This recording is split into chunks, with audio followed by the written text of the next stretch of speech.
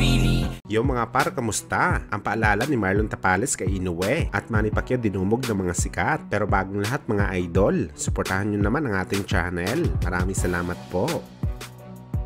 So mga par, hindi pa nga po officially kasado ang undisputed fight ng dalawang super bantamweight superstar sa pagitan ni Marlon Tapales kalaban ng Japanese monster na Naoya Inoue, na ayon sa rumor mga idol, December daw gaganapin ang laban. Subalit inaasahan natin mga idol na sa lalong madaling panahon magiging officially na nakasado ang laban at ibabalita sa mga bigati na sports website kung saan wala pang exact date mga idol ang laban. Pero ngayon pa lang nagpaalala na po ang Pinoy Unified Champion na si Marlon Tapales sa tinaguriang monster ng Japan na si Inoue. Sa post lang naman kasi nito mga idol sa kanyang Facebook account, pinakita nito mga idol ang face-off nila ni Inoue nung personal niya ito hinamon sa ibabaw ng ring matapos nito makuha ang dalawang titulo kay Stephen Fulton sa bakbakan nila. Halos mahigit isang buwan na ang nakakalipas at may caption nito mga idol na salitang Bisaya na ayon kay Marlon hindi daw siya natatakot kay Inoue at inaasahan na natin ito mga idol na sasabihin nito ni Marlon Tapales dahil ito nga palagi ang sinasabi natin na kung nakipaglaban man si Stephen Fulton na parang natatakot sa aura ni Inoue sa ibabaw ng boxing ring. Ibahin po ng Hapones ang ating kababayan kay Fulton. Matapang yan talaga si Tapales. Bumagsak man, knockout, matalo o manalo man sa laban, hindi talaga atras ang Pinoy sa Japanese monster. Lalaban yan hanggang may hininga pa sa bakbakan. Pero gayon pa man mga idol, inaasahan natin na magiging matalino si Tapales sa sagupaan nila ni Inoue. Kagaya sa ginawa nito kung paano niya inupset si Murodjon Akhmadaliev sa kanilang bakbakan.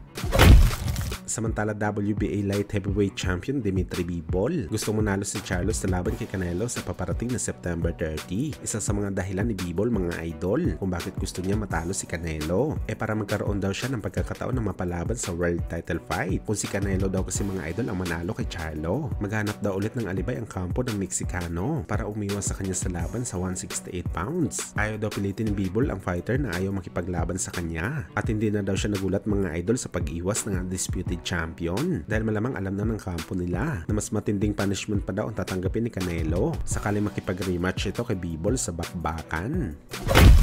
Sa kabilang banda naman mga idol, ang ating pambansang kamao Manny Pacquiao, ibang klase talaga ang kasikatan bilang isang boxing legend. Kung saan sa patuloy nga po mga idol na laro ng isa sa mga pinakamalaking liga sa mundo ng basketball, ang FIBA 2023, na ang Pilipinas lang naman ang host ng laro. Maraming mga sikat na basketball player mga idol ang nag-courtesy call sa Pinoy boxing legend na si Manny Pacquiao. Tuloy-tuloy pa rin ang pagbisita ng mga superstar kay Pacman. At ang huli nga mga idol sa nagporsige na makita si Boss Manny, ang dalawang Golden State player na si Klay Thompson at Kevin Looney, kung saan nakipag-banding at nakipaglaro pa sila kay Pacman. Nagpapahiwatig lang talaga ito mga idol na iba talagang karisma ni Pacman sa mga sikat. Hindi lang tinitingala ang Pinoy dahil sa pagiging legend nito sa boxing, pero dahil sa pagiging mabuting tao na rin ni Boss Manny.